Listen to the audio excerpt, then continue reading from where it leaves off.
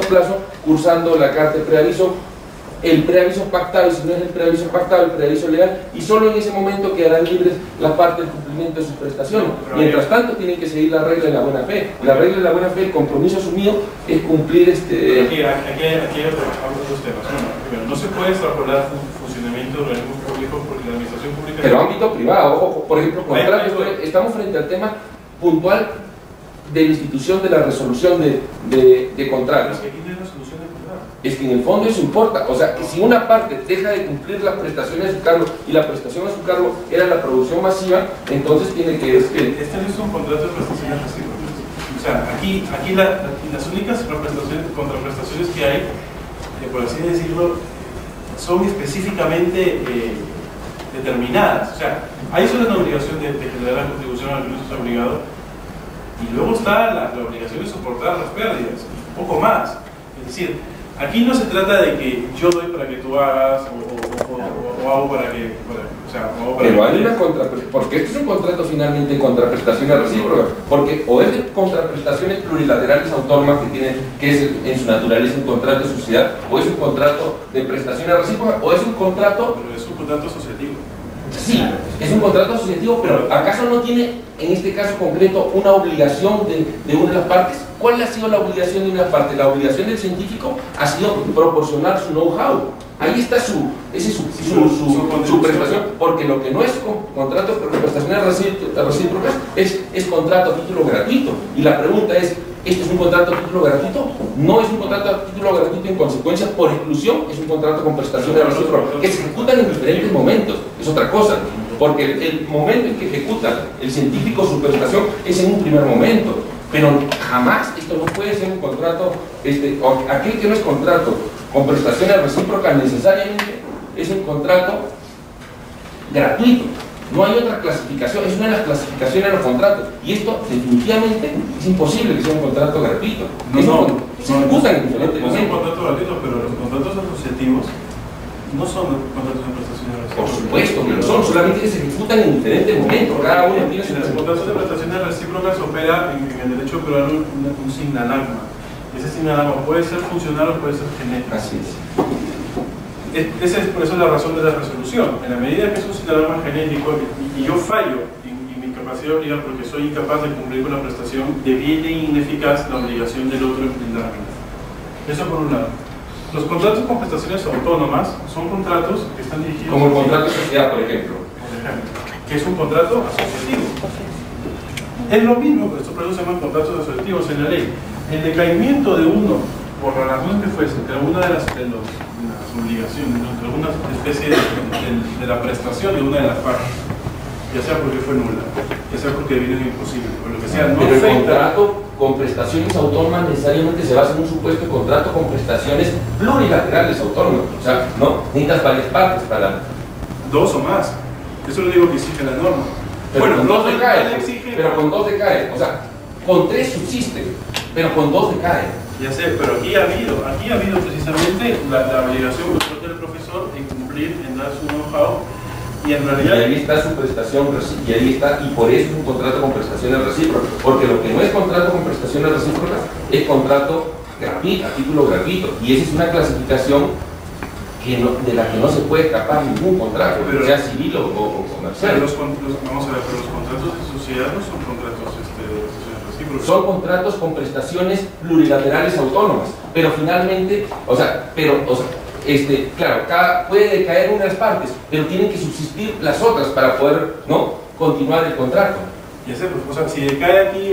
Pero si acá, por ejemplo, son solo dos, decae una, decae el contrato. Ya no hay contrato. Así es. Pero no es que sea, vamos a ver, el contrato de prestaciones autónomas es un contrato que por definición no es por el número de participantes, es que está abierto a la participación de muchos, o sea, admite la participación de dos o más personas, o más partes. Y el contrato asociativo por definición es eso, porque puede haber también, por ejemplo, un contrato de sociedad entre dos personas y eso no lo convierte en un contrato de prestaciones recíprocas. Pero tienen que ser necesariamente autónomas. Estas van vinculadas. ¿En qué sentido van vinculadas?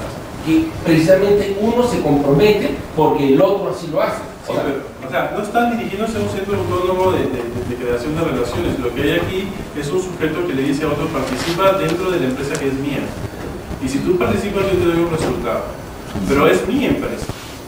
Claro, y es un negocio que es auténticamente mío. Y el único responsable por las deudas que genera ese negocio soy yo. Pero existiría si no estuviera el otro, con el know-how. No, la empresa existe. Esa es la producción. No, la empresa esta es una empresa en marcha, no es una empresa que va. Por eso yo les hablo, aquí no hay colectivización de un interés, o sea, aquí no hay una colectivización de un interés. No es que se unen varias personas para iniciar una actividad comercial. Aquí hay un sujeto que tiene una empresa. Y esa empresa ya está en marcha, por eso es que él es el empresario, si no, no fuese el empresario. Entonces, este le dice: mira, si tú me das determinada cantidad, yo tengo que participar del resultado. Bien. Ahora, si este le pone una condición y le dice: mira, yo te voy a dar eso, pero con la siguiente condición, que haga esto, es decir, temas de gestión y de reestructuración de la empresa. Yo ahí me empezaría a dudar si efectivamente se trata de una solución de participación, porque podría ser en todo caso otro tipo de contrato, pero no es. Pero aquí hay una empresa que tiene un titular, por eso les decía, el asociante tiene que ser, creo que sí, por lo mínimo, el único empresario. Y cuando se produce el incumplimiento, digamos, un contrato de asociación en participación en construcción, ¿no? El constructor y una persona que es titular de un lote y se compromete pues a aportar este lote para el contrato de asociación en participación y no aporta el lote, y entonces el empresario decide demandarlo. ¿Cuál sería la base legal tuya para demandarlo? ¿Y en el Código Civil no encontrarías ninguna base legal? Bueno, claro, lo que pasa es que aplicaría, o sea, si es una asociación de participación, norma especial sobre general. El contrato. Y ojo que el artículo 2 del Código de Comercio establece que por encima del derecho común, o sea, de las normas del Código Civil, está la costumbre comercial. Entonces, ahí habría que hilar muy fino. Primero ver la ley comercial, que es Código de Comercio y más normas especiales. Segundo, los usos del comercio. Y tercero, solo en ese supuesto en el cual no exista ni ley, perdón, no exista ni costumbre mercantil en la plaza donde se celebraba el contrato, habría que preguntarle a la Cámara de Comercio, recién se aplican las normas del Código Civil. ¿Qué demandaría el empresario? ¿El cumplimiento del contrato? El cumplimiento de la obligación de... El cumplimiento, porque quiere que, digamos, tiene la opción de demandar el cumplimiento, quiere demandar el cumplimiento, ¿no? Quiere que le entreguen el lote para que él pueda construir un condominio. O sea, vamos a ver, podría demandarle y pedirle que cumpla, o podría pedirle algún tipo de indemnización. Y la base legal sería, según me dices, no el 1428 del Código Civil, sino el contrato mismo. Vamos a ver, tratándose de contratos de prestaciones autónomas o contratos plurilaterales, primero yo miraría eso. Y segundo, dado que no hay, o sea, que no va a haber costumbre aplicable a eso, las normas, lo que sea aplicable a los contratos de prestaciones recíprocas del Código Civil. Pero en este caso, o sea, hay las dos opciones: se puede demandar por daños o se puede exigir el cumplimiento. Si no cumple, es lo mismo que pasa con las sociedades. Claro, tú demandas. Si el socio no cumple, se le demanda. Y si no cumple con el ¿cómo se llama? El dividendo pasivo, entonces se puede ordenar, se puede ordenar que el juez, o sea, o remate las acciones, ¿no?, la subaste, y se excluye de la sociedad. Entonces, bueno, de hecho es la única causal de las sociedades anónimas por la cual se puede excluir, ordinarias, ¿no? Se puede excluir al socio si es que no paga el dividendo pasivo. Es la única obligación que tiene. Entonces, me parece que tienes razón cuando dices que digamos, las normas aplicables en materia mercantil pues no son las mismas que en materia civil, ¿no? Y creo que se podría decir que el hecho de que sea un contrato con prestaciones recíprocas, no se puede negar que es un contrato con prestaciones recíprocas, no significa que deba aplicarse necesariamente la primera fuente sea el Código Civil. Como tú dices, tendría que ser la costumbre, los usos, el Código de Comercio, y llegado también al Código Civil. Pero de que es un contrato con prestaciones recíprocas, lo es, ¿no? Yo lo veo así, porque precisamente, o sea, de hecho habla sucesivamente en el caso del consorcio incluso es más claro, ¿no? Habla de mecanismos de obligación, y además la lógica de funcionamiento es eso. O sea, cuando hay varias partes, lo que procura la ley mercantil es de que esto una sobrevivencia del contrato, y eso se logra a través de estas prestaciones autónomas. Si el sinalagma propio del derecho civil decae, o sea, vamos a ponernos en el caso del sinalagma genético, decae un lado, entonces la razón de ser de la prestación a la que está obligada la otra parte no tiene ningún fundamento. La génesis de la obligación, débito más responsabilidad. Entonces, bueno, o sea, los casos dan para mucho, siempre son polémicos, vuelvo a insistir, son casos de laboratorio, y si ustedes quieren un caso de la vida real, les propongo que hagamos el siguiente, el del café. Es más sencillo, bueno, no, más sencillo no, es más, permite echar un poco la imaginación.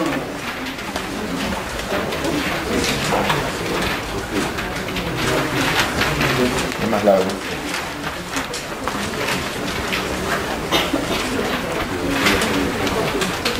El conflicto que sea.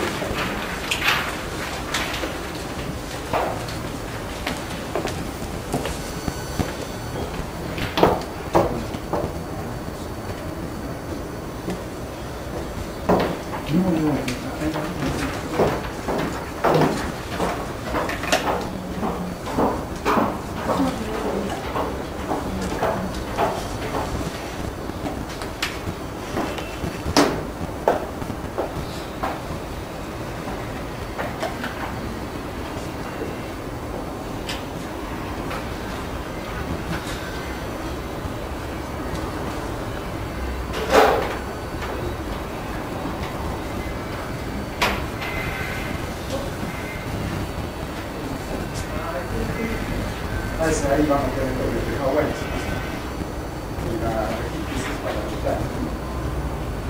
Una arriba anoche en el colegio Las Pascal, una casa contigua, así abandonada como está, por ahí se han entrado, antenoche al lugar. Es igualito como acá pues abandonada esta. Ahí nadie vive, pero he ido por más que nada. Fácil que un escalerón por ahí se me opción. Tranquilo. Es lo que todito que se va a hacer, estamos abajo la noche y nadie vive acá.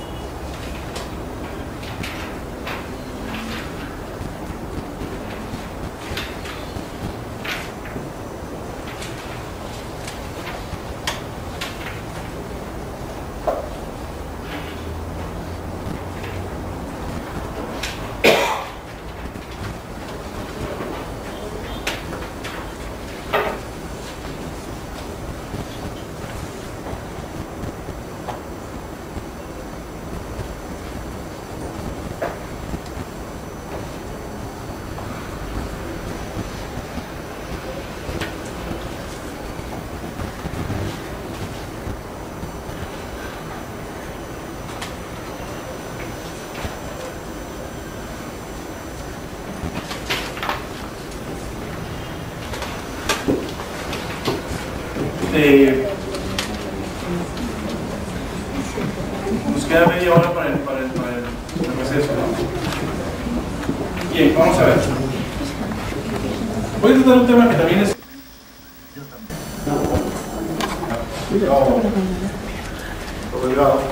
Soy especialista en Derecho Mercantil. Este módulo se habla del módulo de Derecho Societario, pero también teníamos que hablar de las personas políticas generales no societarias. Justamente la regida del tema que me tocó a mí, ¿no? Que va menos mercantil, ¿no? Más bien, que ponían este módulo. Entonces les voy a pedir un poco de indulgencia, porque estoy metiendo en temas que son no propiamente de mi especialidad. Eso sí, ¿no? Les voy a decir que yo voy a evitar meterme mucho en la perspectiva específicamente registral, ¿no? Porque yo tengo mi especialidad en derecho material, ¿no? Mucho mercantil, derecho civil, en todo caso voy a hablar. Pero es que me parece la idea de los registros públicos es hacer un reflejo público, ¿verdad?, de las situaciones jurídicas materiales, ¿no? Entonces, es importante, me parece, comentar esta perspectiva del derecho material para también el buen quehacer de la función registral. Bien, vamos a hablar de las personas jurídicas no societarias. El temario que me dieron originalmente era este, ¿no? Personas jurídicas no societarias, varios temas ahí, la naturaleza jurídica, el tratamiento legal de la legislación, en la legislación peruana, la casuística registral, las personas jurídicas creadas por ley, luego el tratamiento y problemática de las comunidades campesinas, la regularización de las juntas, consejos directivos, en fin, lo que ven ahí. Ya, a mi parecer, en realidad, los últimos tres grandes temas, ¿no? Incluso este, ¿no? Son temas específicos, ¿no? De problemática registral específica que se han presentado en esos temas, y en cambio el primero era una especie de teoría general de las personas jurídicas, terminando con un problema concreto también de las personas jurídicas creadas por ley. Yo he procurado, de alguna manera, aquí me he acordado,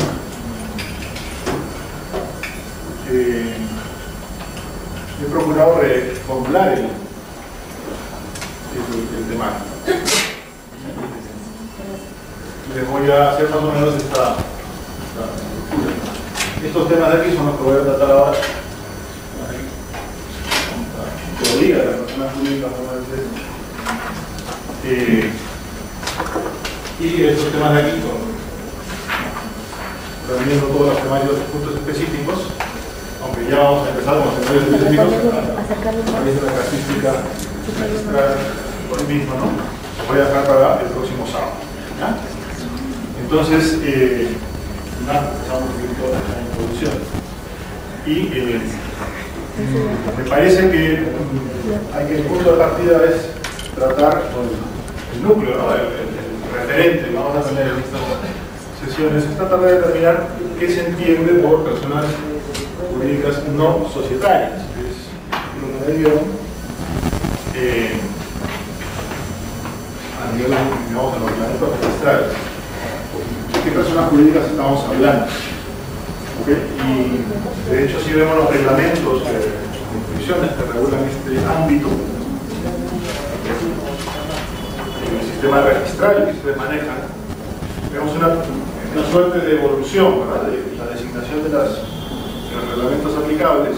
Yo hay una directiva del 2005 que no es propiamente de alcance general, sino específicamente para hacer compatibles las normas del registro público de minería que se incorporaron al sistema registral, ¿verdad?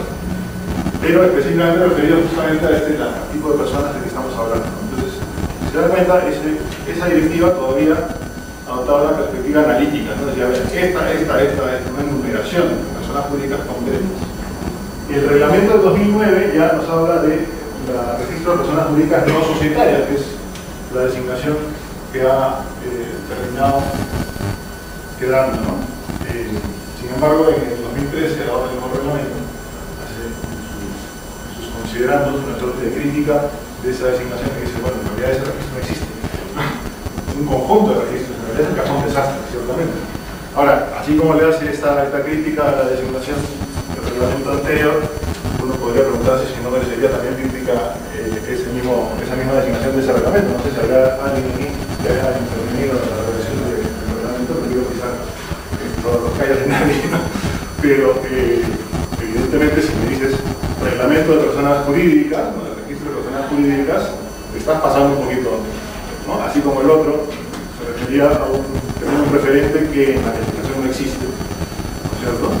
Si el reglamento de personas jurídicas ya estás abarcando mucho más de lo que supuestamente quieres abarcar, ¿no? Porque también las sociedades son personas jurídicas y las IRL, las responsabilidades, son personas jurídicas, que son justamente las que no quiere tratar, ¿no? Como dice en su artículo 1. Entonces, bueno, pero más allá de las designaciones, lo que queda claro es que estamos hablando siempre de personas jurídicas que no son sociedades ni tampoco empresas individuales de responsabilidad limitada. ¿Cuáles son esas personas jurídicas? Claro, si uno se basa en la idea de no ser sociedad, uno podría plantearse este referente de las personas jurídicas que no son sociedad, por lo menos alrededor de tres opciones, ¿no? Vamos a ver sobre esto más adelante, pero en primer lugar uno podría estar hablando de las no sociedades, en el sentido de que no sean las sociedades reguladas en la Ley General de Sociedades, ¿no es cierto? O también uno podría hablar de que no sean sociedades en el sentido de que no respondan al concepto legal de sociedad que está en la Ley General de Sociedades. La Ley General de Sociedades, como ustedes saben, libro 1, es una especie de parte general de las sociedades, ¿no? Entonces define lo que es una sociedad y trae una serie de normas aplicables a todas las sociedades, ¿no es cierto?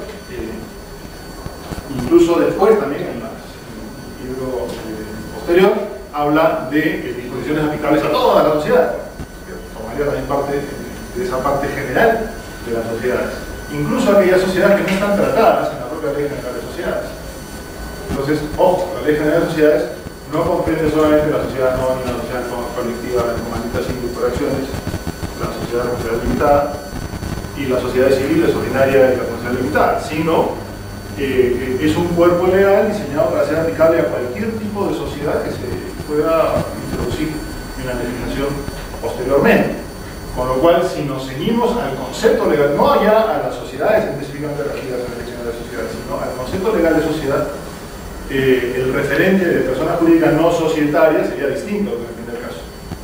¿Ok?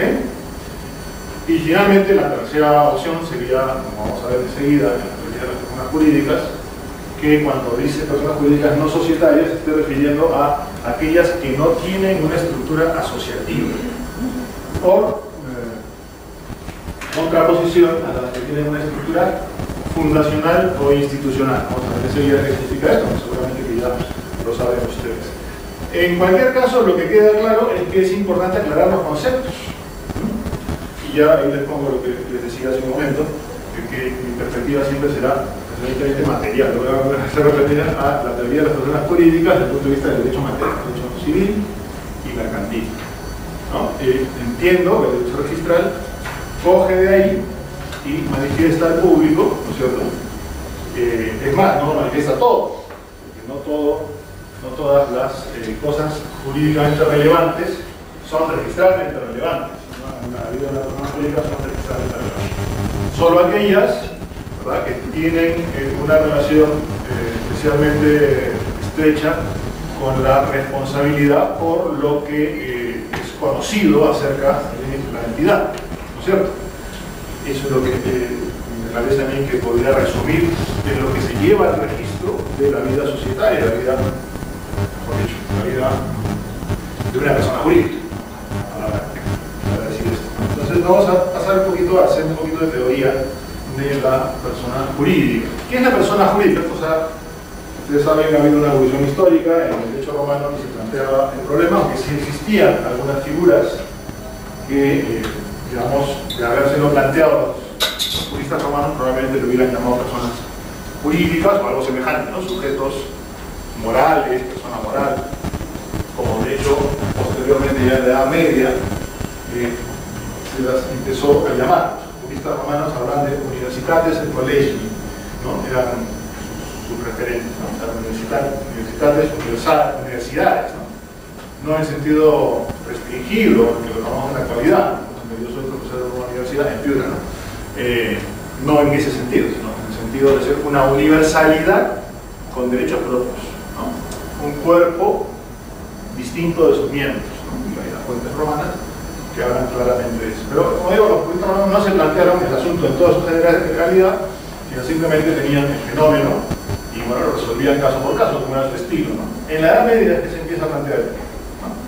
Digamos, había antes una especie de prejuicio que los romanos no conocían la representación y tampoco la personalidad jurídica.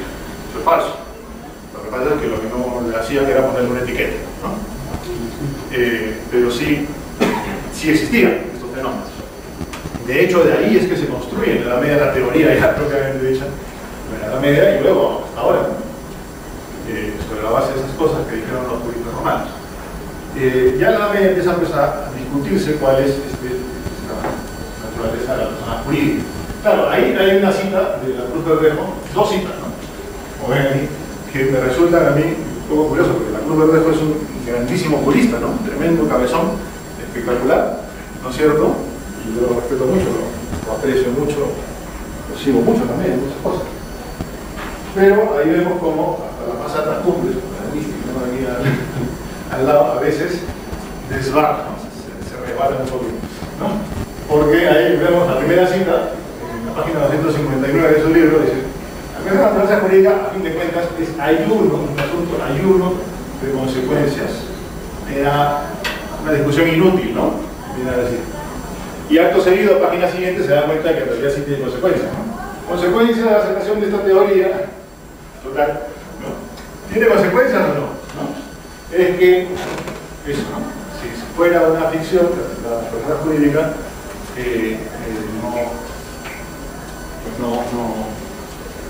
sería de interpretación estricta, no podría ampliarse, en fin, ¿no? La capacidad estaría restringida. O sea, se sacan consecuencias. No hay teoría inocente.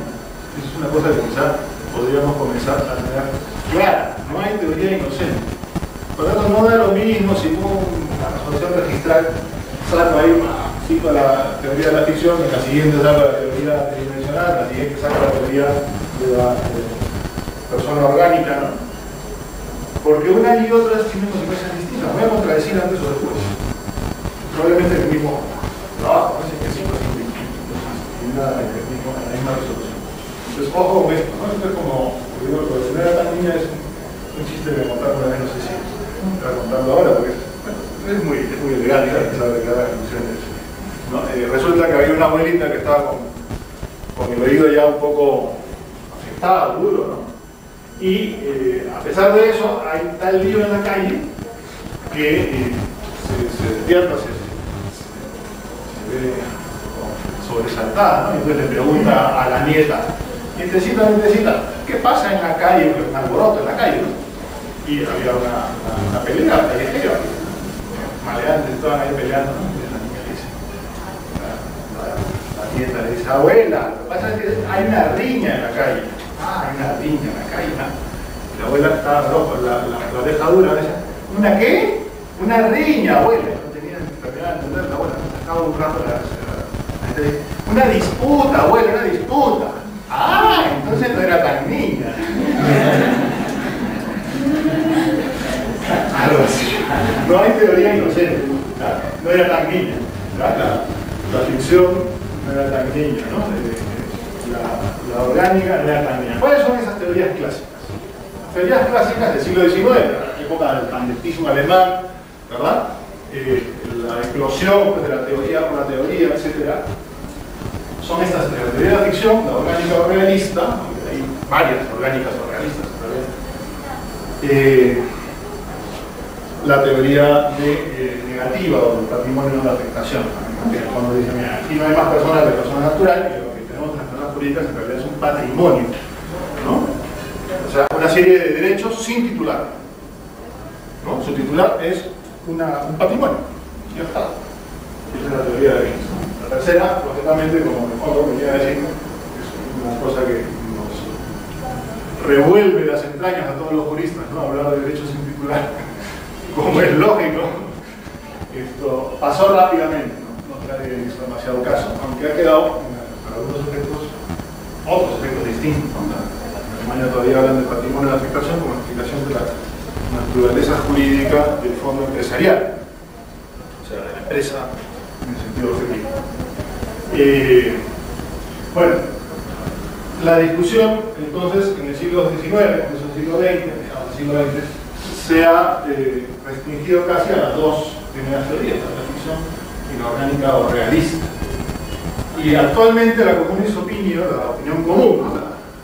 Lo que la mayoría de los juristas defienden, no es ni tan ni muy, por decirlo también como una expresión que solía utilizar mi hermana mayor cuando era ni tan ni muy, o sea, ni muy por este lado ni tan para el otro, ¿no? O sea, una teoría un poco ecléctica, intermedia, lo que podríamos llamar, porque parece que se inclinaría más al realismo que al ficcionalismo, ¿no? Un realismo moderado.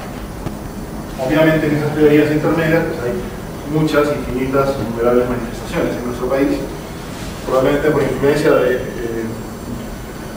Fernández Cesarego, que es uno de los juristas propulsores del tridimensionalismo jurídico, del derecho, y además porque se ha dedicado especialmente al desarrollo de sus teorías en el ámbito del derecho de las personas. Es la teoría tridimensional del derecho, que también pues, comparte con Miguel Reales, el filósofo del derecho brasileño, y otros. Ojo, la teoría de la ficción, que la Mendoza Guiñil o otros vanguardistas del siglo XIX, muchos, de hecho fue la dominante, una parte del periodo álgido, ¿no? de este periodo, en realidad tiene sus raíces últimas en Sinibaldo de Fieschi, en el siglo XII, es un canonista que terminó siendo papa después, Inocencio IV, que había escrito pues, un comentario a derecho canónico, y ahí en esos comentarios, yo tengo el libro encontrado por internet, ahora se pueden explicar muchas cosas, ¿no? El problema es que, claro, son esos libros medievales que no hay manera de aclararse dónde están las cosas, ¿no? Porque va al hilo del comentario del texto que está siguiendo. Entonces, eso sí, tiene ahí un índice analítico al final, porque es no cierto que va a hacer una investigación de por sí eso, ¿no? Mirar dónde está la teoría de la persona jurídica de Sinibaldo de Fieschi. El asunto es que él, a propósito de una cosa muy concreta, ¿verdad? Fíjense, una cosa tan concreta como y tan extraña nuestras preocupaciones políticas actuales como saber si una excomunión se podía aplicar a todo un pueblo o no, ¿no? A eso iba el desarrollo teórico de este jurista, de este papa, ¿no? Y él defendía que no, que la excomunión solo se podía aplicar a las personas naturales. Y entonces parte de esa argumentación era decir que en realidad las personas jurídicas, en moralia, ¿no? Las universidades, ¿no?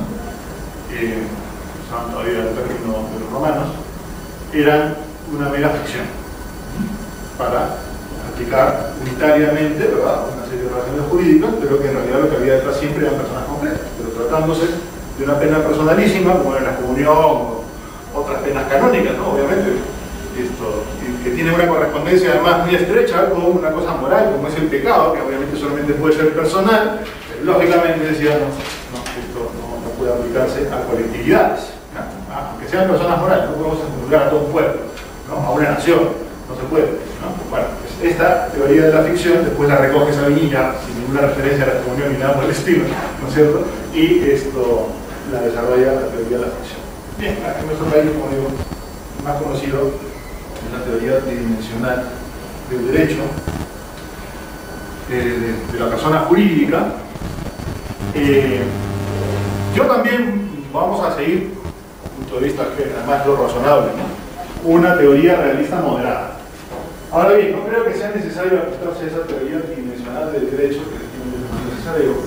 Y otros, Juan Espinosa, por ejemplo, su libro de persona jurídica, asume plenamente, ¿no? Más me imagino que también por convicción, la teoría tridimensional del derecho. Yo la verdad es que la teoría tridimensional del derecho me parece hipervaga y no. Tengo otra teoría del derecho general, distinta, mucho más realista en mi opinión, mucho más práctica también. Bueno, la teoría tridimensional del derecho básicamente dice que todas las entidades o las instituciones jurídicas, las realidades jurídicas, ordenan alrededor de estas tres dimensiones, ¿no? La realidad social, o la vida social, ¿verdad? Practicada, ¿verdad? Que responde a unos fines valiosos, valores, y que es sancionado por la dimensión formal que sería la norma jurídica. ¿Ok? Entonces, apuntarse a esa interpretación me parece que no vale la pena, sobre todo si lo que quieres conseguir es simplemente un realismo moderno, simplemente tienes que ver lo que hay en la realidad y decir, oye, esto es, no hace falta tanta teoría para desarrollar una teoría realista moderada de las personas jurídicas. Simplemente basta advertir esa necesidad de que toda persona jurídica confluya en todos los requisitos o componentes indispensables, de lo que habla también a la letra, porque es una base real. Tiene que haber, evidentemente. No se puede personificar cualquier cosa. La teoría de la ficción, sobre todo, cojea por el lado de que si es una pura ficción y nada más que ficción, en el fondo estamos hablando de una especie de poder omnímodo del legislador, ¿verdad?, para hacer persona jurídica lo que le parezca, ¿no? Y eso evidentemente, me parece que no es ni lo que quería decir Sinibaldo de Rifieski, ¿no?, ni lo que quería decir Salomón, por supuesto. Incluso los más desaforados positivistas que ha habido en la historia, los habido desaforados, pero no apuntarían una cosa por el estilo, ¿no? Pero eso es lo que terminarías diciendo si es que dicen que la seguridad de la jurídica no es más que eso. Por ejemplo, no podríamos coger, no sé, ahí por esta ventana se ven unos arbolitos en un patio por allá. Bueno, uno podría coger el legislador y decir, coger uno de esos árboles y decir, a partir de ahora este es el gobernador de Arequipa, ¿no? Háganle por favor reverencia, ¿no? O como dice la leyenda, no sé si será cierta, hay quienes tienen que sí, hay quienes tienen que no, que es pura leyenda de sus enemigos, ¿no? En una negra, ¿verdad?, que Claudio constituyó en cónsul, o lo hizo cónsul a su caballo, ¿no? Claudio el emperador romano. En cualquier caso, lo haya hecho o no lo haya hecho, eso es evidentemente una ridiculez que no tiene ninguna consecuencia jurídica, ni la puede tener, ¿no? Es simplemente una manifestación más de la locura del emperador, ¿no? Igual que si hubiera salido Calato diciendo que no, que estoy vestido con las mejores, no, la fábula aquella del nuevo vestido del rey, ¿no? El nuevo traje del emperador, es igual, ¿no? Simplemente se desprestigia a sí mismo para hacer ese tipo de cosas. Bien, entonces, no hay que darle más vueltas. Es que no es cierto que se pueda hacer persona jurídica cualquier cosa. Hace falta una base real. Una base real necesaria. Y esa base real, a fin de cuentas, como conoce todo el mundo, no es otra cosa que la organización. Una organización. Eso es una base necesaria para crear una persona jurídica. Ninguna persona jurídica puede responder a otra cosa que a una organización. Vamos a ver después qué se entiende por organización. Y sobre esa organización, pues, sobreviene esa personificación perfecta que le da el reconocimiento de la norma jurídica, ¿ya?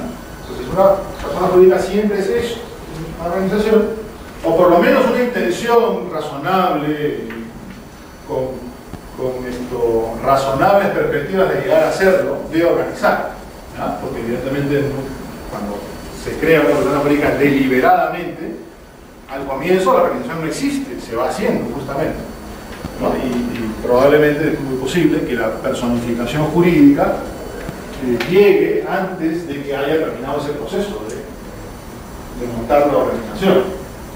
Bueno, esa es una cuestión solamente secundaria, pero lo importante es que haya la base real, ¿no? La base ya organizada o en vías con razonables perspectivas de conseguirlo, ¿no? Y esto es lo que está detrás de una persona jurídica. Yo creo que si podemos encender por lo menos un poco el ventilador, ¿no? Que es aquí, sobre todo con el calor de estas máquinas. El Universidad de Lubin. Bien, entonces eso es lo que hay detrás de la persona jurídica. ¿Qué es entonces una organización? Lo que hay detrás de la base real. ¿Qué es una organización? Esta cita de ahí es de un filósofo, en realidad, porque de formación básica es un filósofo, es Manuel Alcázar, que se ha dedicado a la empresa, al estudio de la empresa. Es profesor de la Escuela de Dirección de la Universidad de Piura, del PAC. Un trabajo que se llama Interpretando el Octógono, ahora sí. Es a su vez un trabajo sobre una teoría de la empresa de un profesor que también era filósofo de formación original, de Juan Antonio Pérez López, un monstruo, ¿verdad?, de la teoría de las organizaciones en España, que murió relativamente joven, hace 15 años. Y había empezado esta teoría del octógono, que es un nombre coloquial de su teoría, que tiene algunas reminiscencias de la teoría tridimensional del derecho también, porque divide la organización de la empresa en tres dimensiones: una dimensión real, una efectividad, una dimensión interna y una dimensión trascendente. Pero bueno, lo que viene a decir Manuel Alcázar es esto, ¿no? Dice, sin excesivo rigor, no está tratando de eso. Y creo que nos puede bastar ese no excesivo rigor para estos efectos. Una organización es una relación estructural entre un conjunto de personas unidas para hacer algo. Eso es una organización. Un conjunto de personas unidas para hacer algo. Entonces, esa es la organización, es la base real que tiene toda la persona. Es más, hay que reconocerle a las teorías, digamos, más realistas, más extremas del realismo, la de Gierke y otros que siguieron por esa pausa, ¿no? Etcétera, que por esa pausa, por ese camino. Hay que reconocerle que existen algunas organizaciones que, vamos a decirlo así, por naturaleza, obtienen esa personificación perfecta, sin necesidad de que nadie las reconozca. Porque imagínense ustedes, la comunidad política, ¿no es cierto?, si va a necesitar a alguien por encima de ella que la reconozca para que tenga su capacidad de actuación independiente, autónoma frente a sus propios súbditos, no tiene sentido, ¿no? Entonces, sí hay que reconocer que algunas organizaciones incluso pueden prescindir, ¿no?, de ese reconocimiento formal del ordenamiento jurídico para ser verdaderas personas jurídicas. Pero entiendo yo que ese tipo de situaciones se limitan prácticamente a la organización política. Cuando digo organización política incluye al Estado, ¿no es cierto? O sea, no hay una ley del Estado que diga, oye, reconoce esa personalidad jurídica, ni la puede haber, como es lógico, ¿no? Porque no puede depender de eso, sino estaría haciendo como el valor de Münchhausen. Ustedes tienen el valor de Münchhausen, es un personaje cómico alemán del siglo XIX, XVIII, no me acuerdo ya, que hacía cada tipo de locuras, ¿no? cada conjunto de locuras absolutamente ilógicas, pero que resultaban pues, cómicas y además era una buena crítica social en el momento. Entonces, una de las cosas que hacía Münchhausen era participar en las guerras estas que había en Europa en aquella época, digamos, antes de las armas de destrucción masiva, ¿no?, que ya había buenos cañones. Por ejemplo, se montaba en la boca del cañón y le pedía, para hacer un reconocimiento de la ciudad sitiada, le pedía al artillero que lo disparase con cierta altitud y no sé qué, para que la bola del cañón pasara por encima de toda la ciudad. Entonces se montaba en la bola del cañón, una bala de cañón que salía, miraba todo lo que pasaba en la ciudad y a su vez del otro lado de la ciudad había pedido a otro artillero que cruzara una bola de cañón. Entonces ya como estaba en la cumbre, se cambiaba de bola para volver a su punto de partida, ¿no? Sí, cosas así. Y una de las cosas que hacía el barón de Münchhausen era, para entrar a un castillo sitiado, que habían levantado el puente levadizo y estaba en un foso, ¿verdad?, lleno de cocodrilos, era cogerse de las botas y en el aire, ¿no?, entonces se sostenía en el aire y podía caminar por encima del agua. Porque se sostenía desde arriba, teóricamente. Pero bueno, esto es lo que pretendería el Estado dando una ley para darse a sí mismo personalidad jurídica, ¿no? Porque ¿quién es él para dar esa ley antes de ser persona jurídica? O lo es de por sí, ¿verdad? Y entonces puede dar las leyes como una unidad, ¿no es cierto? O lo otro es absurdo. Bien, entonces, efectivamente hay que reconocer esto, pero entiendo yo que esto se limita justamente a la personificación de la comunidad política. Todas las comunidades políticas. Porque por mucho que el Estado pretenda ser la única, ¿no?, soberana, etcétera, etcétera, etcétera, claro, eso es una pretensión ya un poquito desfasada, ¿no? Está muy bien para el siglo XVIII, ¿no?, el idealismo, los hombres y todo lo demás, pero hoy en día nos damos cuenta que no, pues, no responde a la realidad, sencillamente. Nosotros mismos, en nuestro país, las comunidades nativas que están ahí dispersas por la selva, ¿quién les puede negar la realidad de que son comunidades políticas? Autosuficientes, además, aunque estén en la órbita de un territorio efectivamente controlado por el Estado peruano. Y además, ¿con qué derecho vendría el Estado peruano a decirles no? De hecho, no lo hace. En la Constitución se respeta la identidad de los pueblos originarios y todo lo demás, ¿no? Entonces, y eso está muy bien, es así. Entonces, ojo, hay que separarnos un poquito de ese bagaje que nos han metido en nuestra cabeza, la información que viene, ¿no?, conceptual, que viene de la época de la Ilustración, el absolutismo del Estado, el monopolio del poder del Estado, etc. Las comunidades políticas autosuficientes sí pueden tener la personalidad política antes y sin depender de ningún reconocimiento del Estado, de otra comunidad política. También la familia es una organización natural, existe siempre. Toda la sociedad humana siempre, y siempre existirá. Si no, decía que no hay familia, me aseguro que tampoco va a haber sociedad, ¿no? Habrá, no sé, puede haber una especie de red de comunicación de entes cibernéticos, pero no habrá sociedad propiamente dicha, ¿no? Porque si la familia no cumple su función, bueno, es una organización natural, pero evidentemente también la familia no necesita personificar. Le basta con la personalidad de sus miembros principales, son el padre y la madre, ¿verdad? Y con que eso tenga algunas consecuencias, el hecho de que están casados tiene unas consecuencias reconocidas públicamente por el ordenamiento. Y eso es lo que habitualmente ocurre en todos los ordenamientos jurídicos. O sea, las sociedades conyugales no son personas, en sentido pleno, en ningún lado, ¿no? Ni falta que hace, ¿no? A veces sí, es necesario que tenga una cierta personificación, pero imperfecta y para casos concretos, con lo cual basta hacer nuestro código que es así. Quizá el nombre es cuestionable, ¿no? Porque no, ninguno es autónomo, así como hacía Pins con las secciones estas. Bueno, naturaleza. Vamos a ver un poquito qué ha dicho Blanca Cristal, pero usted está. Ustedes Trujillo, ¿ya? Como ven, mejor así creo que no hay. No voy a hacer, porque si hay alguno, se entiende que no existe una persona.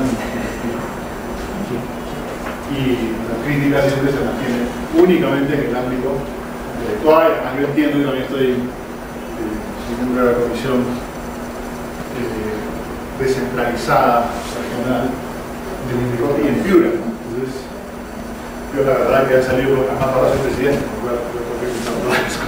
y tengo que reconocer que algunas de las cosas que salen con mi firma, mi visto bueno y todo lo demás, yo esto si lo hay entero, ni hablar, ni salir así de bueno. Lo importante es hay que sacar la resolución, pero hay que sacarla. Entonces, tampoco vale la pena hacer una cruzada, ¿verdad?, por cada resolución, porque no hace un trabajo nunca, ¿no? Por lo tanto, que quede claro, ¿no? A la resolución tal como está la resolución cuando haya la crítica, a veces habrá apoyo a lo que dice. Bien, ¿qué dice este tribunal registral? Pues dice, la persona jurídica es una ficción, ¿no? Ya se apunta a la teoría de la ficción. Yo, anoche que estaba revisando los papeles, me di cuenta que esta es una resolución un poquito después, en realidad, se empieza a citar doctrina aunque apunta más bien a la teoría tridimensional. Ojo, es la misma resolución. Como vamos a ver después que hay otra, ¿no? Se contradice pues una cosa como otra. No, si es una ficción ya no es una realidad moderada, etc. O sea, hay que tratar de ser coherentes, ¿no? Pues no se trata de citar por citar. Puedo poner citas, ¿no es cierto? Y en todo caso yo podría poner la cita, ¿verdad? Y luego desmarcarme, decir, esta es la teoría de la ficción, que no tiene nada que ver, ¿no? Pero no hace eso la resolución. La resolución sigue con la cuestión, me parece que es la pero bueno, no más. O cita como apuntándose y luego posteriormente hace una cita que claramente responde a la teoría tridimensional, también apuntándose. Entonces, total, ¿de qué lado está? ¿No? O sea, los parientes del novio para acá, las parientes de la novia para allá, por favor, están todos juntos, váyanse todos porque esto es un bautizo. No hay boda. Esto no está ni un lado ni el otro. ¿Ya? Entonces, la teoría de la ficción, pero luego habla de la base real. Seres humanos que se organicen para alcanzar determinados fines. Y luego, lo más criticable probablemente será que al final, para lo que cita todo esto, es para cumplir negando la analogía entre la sociedad y la IRL. Concretamente para, si se admite o no se admite, el desembolso parcial. Esta argumentación, la propia resolución, se apoya fundamentalmente, o sea, ¿qué quiere decir el desembolso para explicar un poco el caso? Era una IRL que quería inscribirse en el registro. Y entonces trae sus titular, claro, el titular que lo va a fundar, trae su titular pública, con su acto bilateral de fundación y de destinación de patrimonio y todo lo demás. Y una de las aclaraciones que hace en ese acto es que tiene pagado el 25% del capital destinado a la IRL. ¿Ya? Y el registrador le observa diciendo, no, tienes que pagarlo todo. Tienes que ya tener pagado, destinado a la IRL, todo el capital, porque no hay ninguna norma que te autorice a tener pagado solo el 25%. Entonces, él apela a la registrar y dice, no, pero si la IRL en el fondo es una sociedad personal. De hecho, toda la estructura organizada es tal cual, ¿no? Como una sociedad responsabilidad limitada. Una sociedad responsabilidad limitada, unipersonal. ¿Verdad? Y si esto es posible, una sociedad responsabilidad limitada debería ser también posible también en una IRL. Una argumentación bastante impecable, pero basada en una premisa que es que hoy la IRL es equivalente a una sociedad responsabilidad limitada en prácticamente todos los efectos. La única diferencia es que aquí hay una sola persona natural y en otro caso pues, puede haber hasta 20 y no tienen que ser personas naturales, ¿no? Y ya está. Entonces el tribunal registral te niega esto. Ya me dirán ustedes para qué sirve este tipo de premisas respecto de la argumentación principal. O sea, que sea una ficción o sea una teoría tridimensional, estas razones, que son las que finalmente termina argumentando, son las que determinan el asunto. La cuestión está en la estructura de incentivos y la seguridad que se da a los terceros, sobre todo. Una IRL, la protección, precisamente por la inexistencia de sociedad, de grupo, ¿no? La preponderancia de los intereses de protección siempre van a ser no ya los de los otros socios, ¿no es cierto?, sino únicamente los de los terceros. Entonces, la garantía que pueden tener los terceros de que ese patrimonio realmente se va a incorporar a la persona jurídica cuando no hay otros socios que lo obliguen es nula, ¿no? Entonces ahí está la razón por la que a mí me parece correctamente argumentado. Pero todo lo anterior aquí viene un poco relleno. Y bueno, esto también me pasa, le digo en mi copia. Y todas las resoluciones que tienen que ver con esto, ¿cómo se llama? Idoneidad del producto o servicio, todas, siempre, los asistentes que juegan las resoluciones, siempre meten una página y media que el principio de la idoneidad es la correspondencia a la teoría, ¿no? Teoría general sea lo que sea, aunque sea simplemente el consumidor no es consumidor, por lo tanto es improcedente. Igual te meten páginas, me subo por las paredes, me cuelgo de la ventana, hago de todo. Digo, esto no necesita meterlo, pero igual tengo que firmar. O sea, día de los años ahí pegándome con este asunto. Bueno, algo así puede haberle pasado al registrador aquí, me imagino yo. Pero realmente esto es ob interdicta como la copa de un pino, y además ob interdicta contradictoria. ¿Ah? Entonces, aquí está el asunto. ¿Ah? Aquí está. Entonces, sí es bueno saber dónde nos estamos moviendo. Bien. ¿Cuáles son los elementos de la persona jurídica?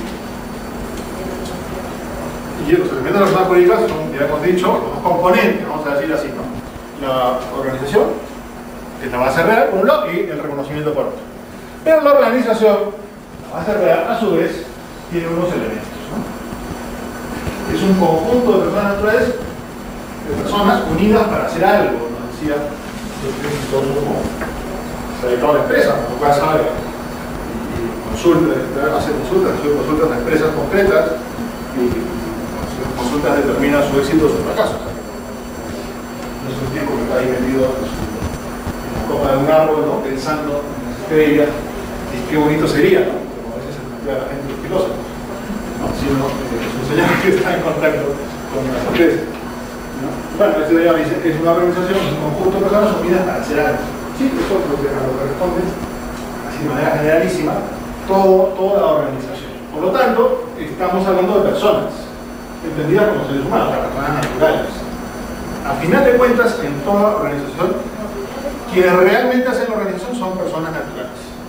Ok, formalmente son los miembros de alguna asociación, pueden ser personas jurídicas, de acuerdo. El fundador, sí, puede ser persona jurídica, por supuesto que sí, pero incluso esa persona jurídica, lo que tenga que hacer lo va a hacer a través de un órgano, ¿verdad? Que estará ocupado, ejercido en un momento concreto, en cada momento concreto, por una persona natural. Porque la verdad de la milanesa es que las únicas personas reales con realidad propia de por sí somos las personas naturales.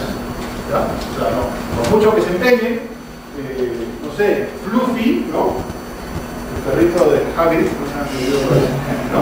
El perrito de 3 cabezas de Hagrid, por mucho que se empeñe Hagrid, no es persona, pues. Él no va a poder mandar, aunque tenga 3 cabezas incluso, no puede formar un directorio, ¿no? Entonces, las personas naturales. Y el fin, objeto perseguido por la entidad. Sin embargo, yo he hecho en falta en esta caracterización, ¿no? Claro, en ese momento no está analizando la organización, está dando solo el concepto, profesor Alcázar, con lo cual no estoy diciendo que no lo diga, pero yo he hecho en falta aquí los bienes o patrimonios. Sí, van a hacer la pregunta, sí, por favor. Sí, si alguno quiere intervenir, hacer una crítica, decir, oye, profesor, usted se equivoca porque tal y cual, bienvenido sea. Por supuesto, yo también usaré mis poderes de director de esta asamblea para que no se desboque, ¿no? Porque esto podría terminar como el rosario de la autora. Entonces, a ver, sí.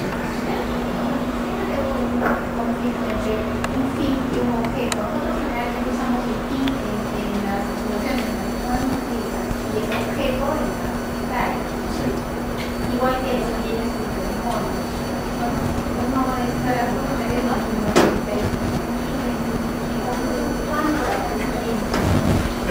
creo que en el contexto de elementos de la persona jurídica, las personas jurídicas las podemos tomar como equivalentes en el contexto de personas jurídicas. Si hablamos del acto jurídico, ya no.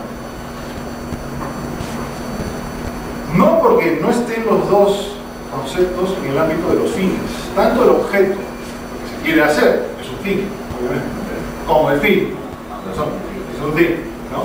Están los dos en la perspectiva de los fines, es decir, lo que se va a conseguir, lo que se pretende, pero todavía no es, si te das cuenta, ¿no? Entonces, en eso, y justamente por eso, en materia de persona jurídica, que justamente obtiene su fin realizando su objeto, nos da igual, no hace falta distinguir. Ahora, en teoría del acto jurídico sí, porque una cosa es el fin ilícito y otra cosa es el objeto ilícito. Aunque el Código Civil no hable de objeto ilícito, es evidente, ¿no? Que es, no sé, un contrato para matarte, o para venderte droga, lo que sea. El objeto es no solamente el contrato, ¿no? El intercambio, el fin general, ¿no? Sino el hecho mismo que se contempla, la conducta misma que se contempla es ilícita. Ese es el objeto. La conducta humana contemplada por el acto, que a su vez persigue los fines. ¿Se das cuenta? El fin es el fin último y el objeto es fin, pero fin inmediato, mediante el cual se obtiene ese fin último. ¿Cuál es el fin último? Y a su vez, por cierto, aquí sirve mucho la teoría aristotélica de las causas, porque después de esto, es más de la manera, ¿no? Porque en cuestión de fines debemos distinguir un fin último, fin inmediato, fin intrínseco y fin extrínseco. Y luego también distinguir finis operis, de la obra misma, objetivo, y finis operantis, el fin del que obra, de la persona, motivo. En ambos niveles. Lo que yo quiero conseguir al darte el dinero, ¿no? Puede ser impresionar a la chica que tengo al lado. Un billetón de $1 millón, y llevo una chica, una rubia de panel de lado, y esto. ¿No? Ese es mi fin operis, operantis, perdón. Pero el finis operis, la obra en sí, es un pago. Ya está. ¿Se entiende? O sea, son perspectivas distintas que terminan de hacer comprender el acto en su conjunto. Normalmente el fin del operante, de la gente, es irrelevante en el derecho, porque es interno, subjetivo. ¿Ah? El que es relevante es el objetivo. Si es el fin de la obra, por lo tanto, el fin de la obra, contemplada en sí. ¿Ya? Entonces, objeto, en teoría del acto jurídico, es lo que se contempla hacer, lo que se prevé hacer. Conductas humanas contempladas en el acto. Y fin, en cambio, es el resultado final de todo lo que contempla hacer.